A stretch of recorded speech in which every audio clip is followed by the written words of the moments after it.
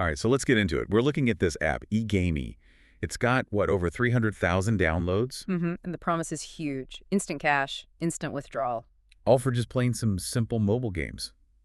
Turn your screen time into actual money. It's the perfect hook, which is why we really had to do a deep dive on this. Is it a real side hustle or is it, something else entirely? And here's the first detail that really caught my eye. The developer is a company called 3 Cortex Technologies. They're based in India. And they're not some small-time app shop. Not at all. This is a company that's won awards for fintech innovation. Their main business is building enterprise software for, major banks. Which is such a massive contrast to what this app is actually asking you to do. Exactly.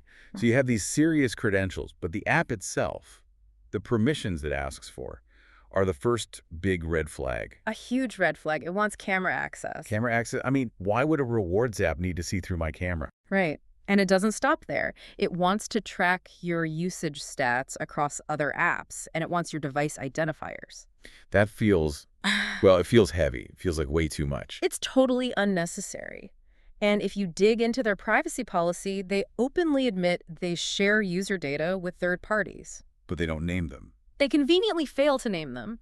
But if you do a little cross-referencing, you find what the industry calls the standard suspects. The standard suspects. Yeah, these are platforms, you've probably heard of them as offer walls. They're the middlemen who manage all these microtasks and ads. So they power more than just this one app. Oh, they power hundreds of them, all nearly identical. And many of them have these documented, really brutal payment issues.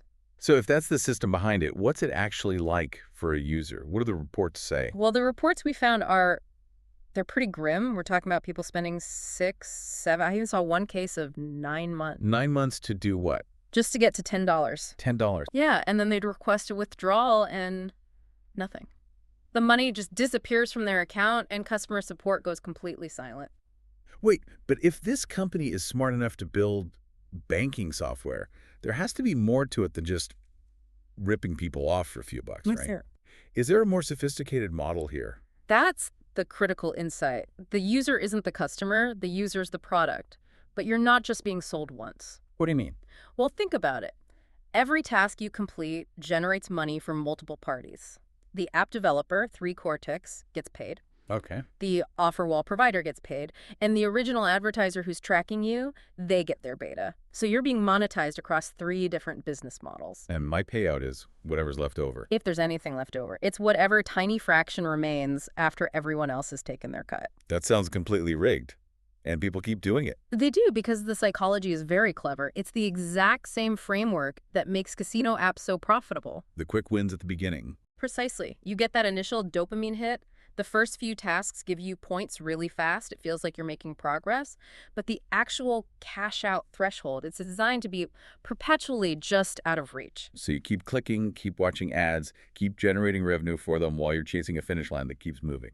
At the end of the day, the verdict from all this material is pretty clear. You are not earning money. You're being farmed. Farmed for device data and for your attention. And that data, that attention, is worth so much more to them than the few cents they would ever pay you.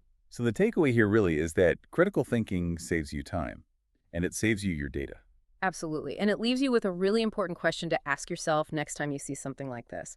If a simple app promising easy money is really just a clever way to monetize you, what other promises online are doing the exact same thing?